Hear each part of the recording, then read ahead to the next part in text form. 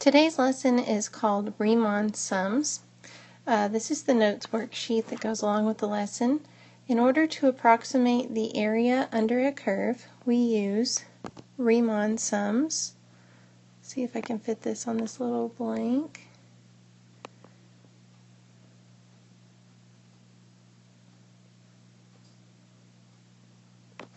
Traditionally, we use right,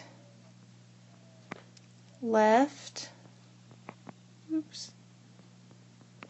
midpoint, and trapezoid sums.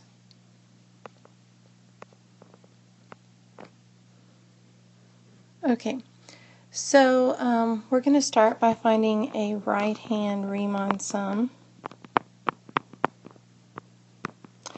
When you do these problems, they will tell you which type of sum you need to find. This is the function that we are given. You need to enter that into your calculator, and we are going to complete the table that you see down here on the right corner for this function. It says to use 4 subintervals between 0 and 2. So that means each one should be a half a unit. So we'll start with 0, and then 1/2, and then 1, and then 1.5, and then 2. So they kind of give you in the problem how you're supposed to divide up your x values. Now if you go into your calculator and put that function in radian mode, you'll get the following y values for this function. 2, 3.43, 8, 4.524, 4.992, and 4.728.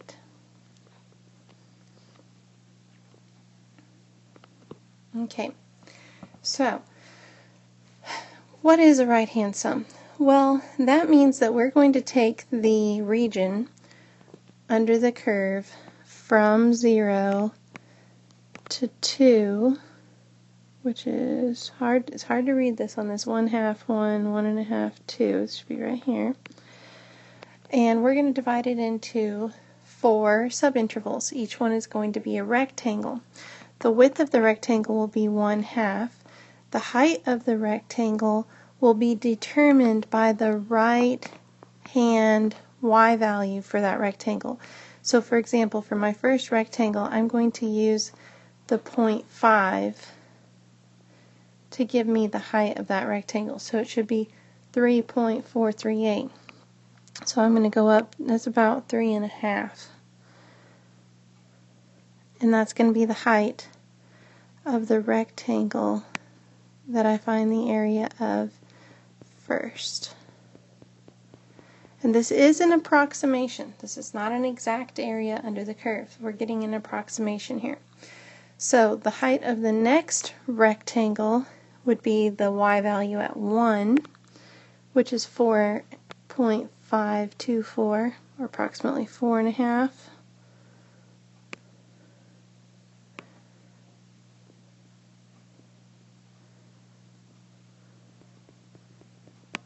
So there's my second rectangle.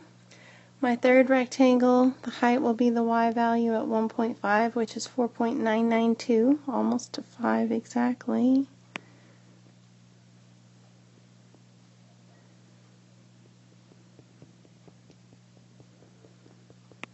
And the last one, the height at 2, is 4.728. So I'm going to take that right-hand side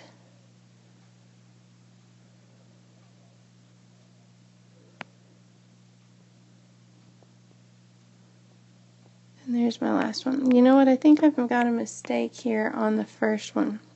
The height of the first one was supposed to be 3.4, and I went up 2.4. It should have been right here. Oops, a little higher, 3.4. So we're going to extend that one up there so it looks correct. So the right hand side y coordinate is the one that determines the height of each of these rectangles. Now we're going to calculate it, the actual area for this Riemann sum. 1/2 times 3.438 will be the area of the first rectangle because it's a half a unit wide and 3.438 units high, plus 1/2 times 4.524 plus 1/2 times 4.992 plus 1/2 times 4.728. Using your calculator, you come up with a total there, and it is equal to 8.841. So that's the answer for A. Now we're going to compare that with B, which is a left-hand sum. And I'm going to erase this work that I've got down here so that I have room to fit the work for this one. Now the left-hand sum is going to be figured just the same as the right-hand sum, except for this time we're going to, for each rectangle, use the height determined by the left-hand y-coordinate. So this first rectangle will be 2 units high. Then the second rectangle will be 3.4 units high. And the third rectangle will be 4.524 units high.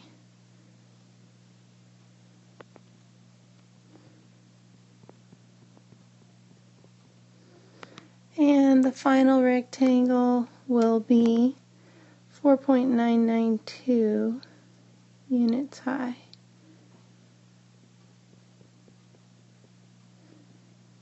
Okay, so to calculate that total area, we do 1/2 times 2 plus 1/2 times 3.438 plus 1/2 times 4.524 plus 1/2 times 4.992, and that gives us a total area of 7.477, which is the answer to part B.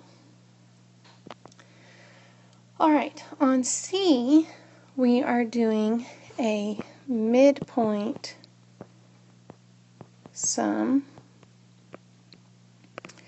and I'm still going to be using the values from my table. Oh no, this one is a little different.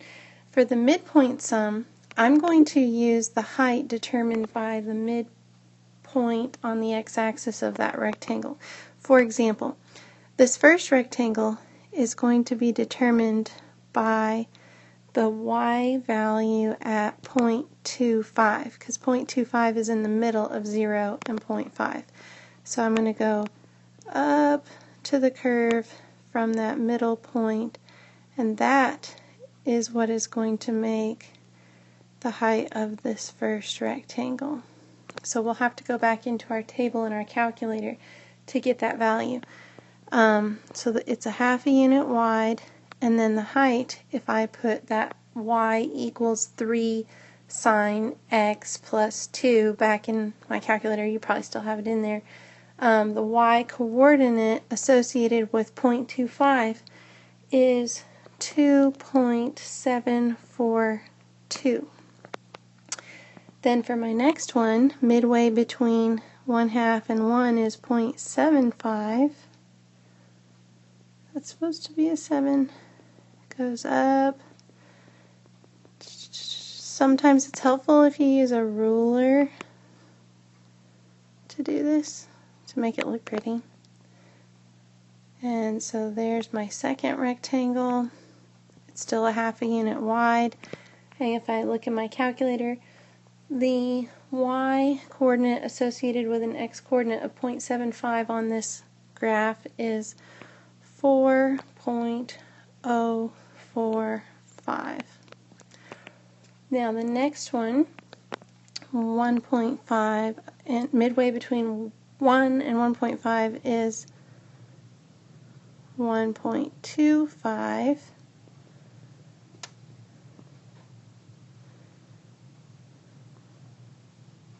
And the height of this rectangle is 4.847. And my last rectangle midway between 1.5 and 2 is 1.75. And the height here is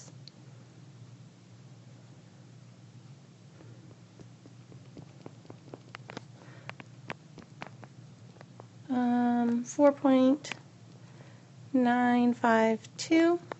If you total all that up, you're going to get a grand total area of 8.293. Okay, so midpoint sum is determined by the y values at the mid x value for each rectangle. Now the last one that we have to do is the trapezoid sum. And the way the trapezoid sum works is I'm not going to have rectangles, I'm going to have trapezoids. And so basically I'm going to take my left hand y-coordinate, my right hand y-coordinate, connect them, and I form a trapezoid. And I'm going to find the area of this trapezoid instead of finding the area of a rectangle. Make some room. So, do you remember your formula for the area of a trapezoid? You're going to need to know that for quizzes, tests, and the AP exam. They're not going to give this to you. The area of a trapezoid is 1/2 times base 1 plus base 2, where the bases are the parallel sides of the trapezoid, times the height of the trapezoid, which is the side of the trapezoid that connects the parallel sides at a 90-degree angle. And for these, it's going to be the base of, well, these are the bases of the parallel sides. It's going to be along the x-axis. We'll give you your height. So it's kind of comparable to the width of the rectangles that we were working with in the rest of the problems. So for my first trapezoid here, I'm going to say I've got 1/2 from the formula times 2 plus, that's base 1 is 2, base 2 is 3.438, and then the height of this trapezoid is this distance along the x-axis, which would have been the width of the rectangles in the previous problems, also 1/2. Plus, now we've got to make another one. I take my left y-coordinate, my right y-coordinate, connect them, and then draw my trapezoid. So this one will be 1/2 from the formula times the sum of the bases, which are 3.438 and 4.524, times the height, 1/2, plus next one,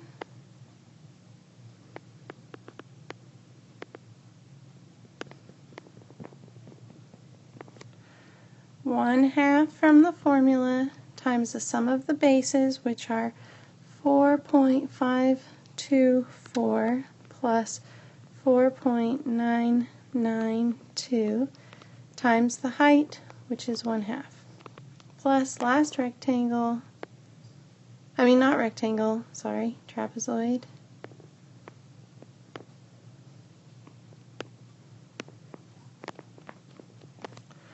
one-half times 4.992 plus 4.7 to 8 times 1/2. And if you add all that together, you're going to get a total area of 8.159. Now, some interesting things to think about and talk about are which of these sums gave us an overestimate of the true area under the curve, which gave us an underestimate, which do you think is the closest. So these are the type of problem-solving questions that you might be asked to consider after you've calculated some Riemann sums. Okay, let's look at doing this from a table on number 2. A table of values for g of t is given.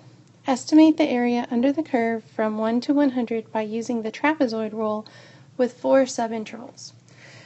Okay, remember your trapezoid formula.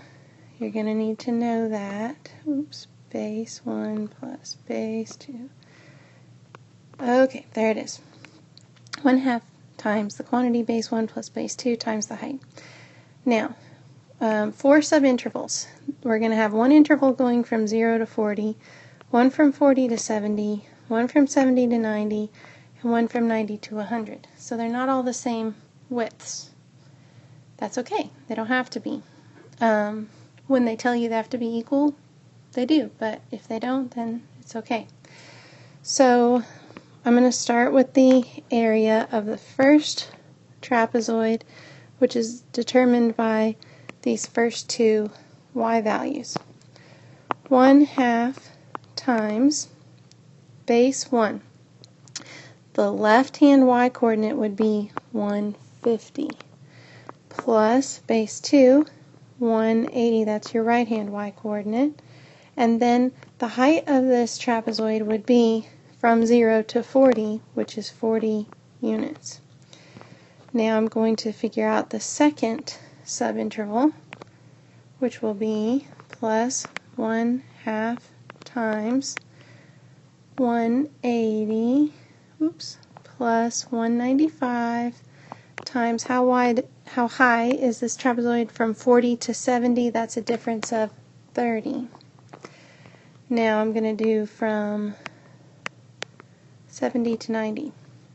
So 1/2, go back, keep hitting that button, times 195 plus 184 times from 70 to 90, that's a difference of 20.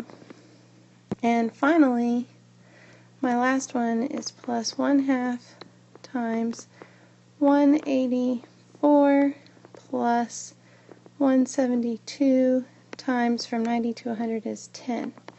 Now if I put all that in my calculator to come up with a total estimate for my area, that's going to give me 17,795.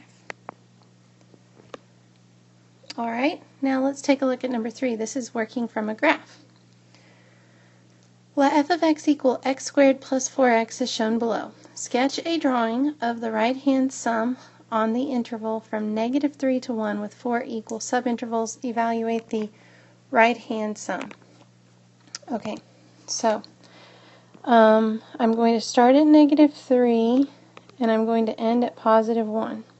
And I'm going to use the right-hand y-coordinate to determine the height of each rectangle. So from the interval from -3 to -2, the right-hand one would be at -2. So I go down here to -2. That's going to be the height of my rectangle. Now this is actually under the x-axis. We are calculating what we call net signed area when we do Riemann sums, which means if my area is above the x-axis, it's positive. If my area is below the x-axis, it's negative. So the width of this rectangle is 1, but the height, instead of saying it's +4, we're going to say it's -4. And I know normally in geometry we don't consider areas to be negative.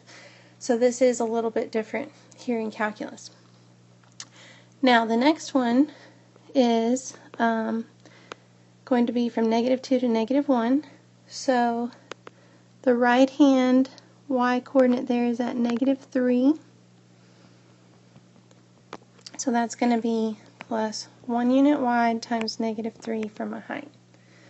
Now the next one is from -1 to 0, and the right-hand y-coordinate there is 0. So this one is +1 times 0, so that rectangle doesn't even really exist. But it's still considered to be a subinterval. And then the last one, we're going to use 1 for our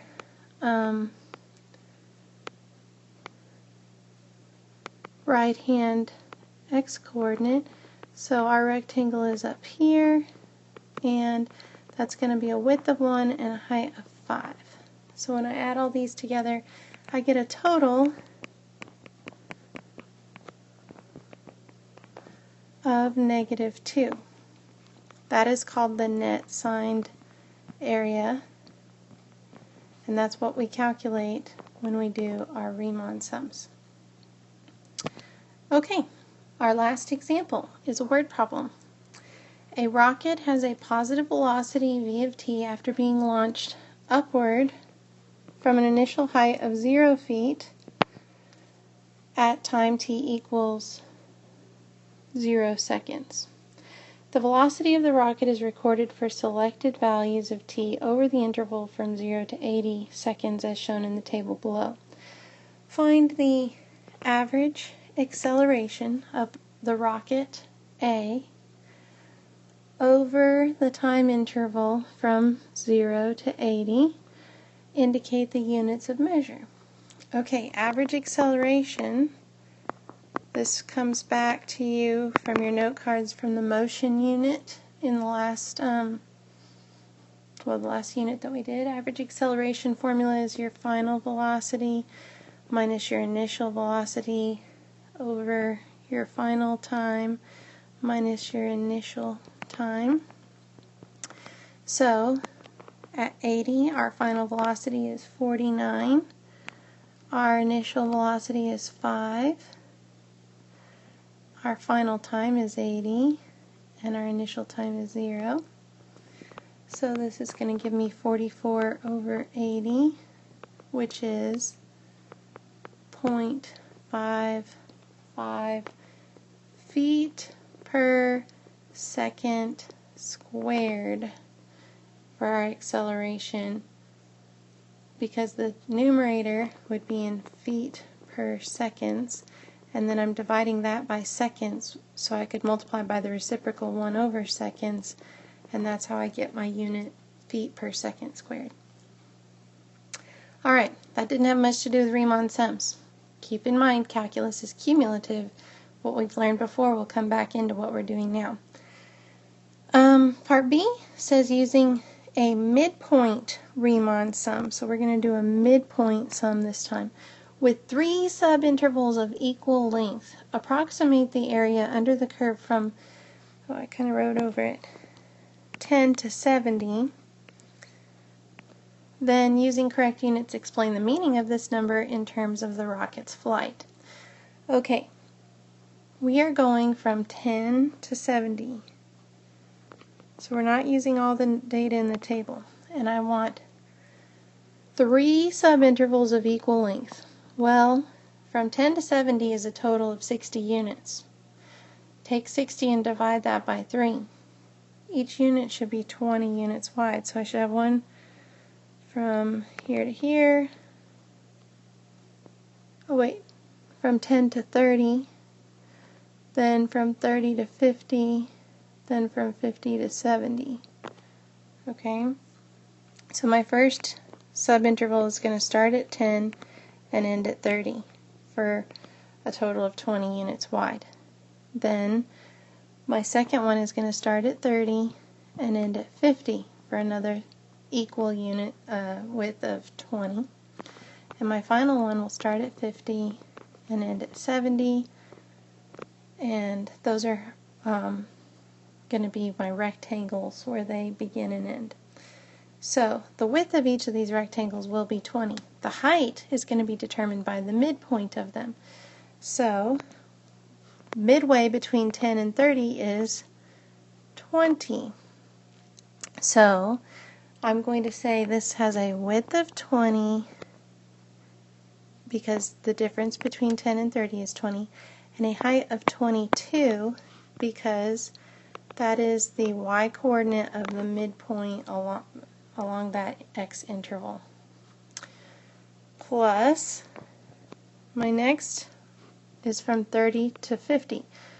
That's a difference of 20 for my width of my rectangle. The height is determined by the midpoint along the x-axis, so 40 is in the middle of 30 and 50, and that y-coordinate is 35. And between 50 and 70 is a width of 20. Midway between 50 and 70 is 60. The y-coordinate associated with 60 is 44. And so if I add all that together, I get my total area, based on my midpoint Riemann sum, of 2,020 feet. And now I just need to come up with some, oh, it said using correct units. How did I know this was feet? Well, I'm multiplying seconds times feet per second.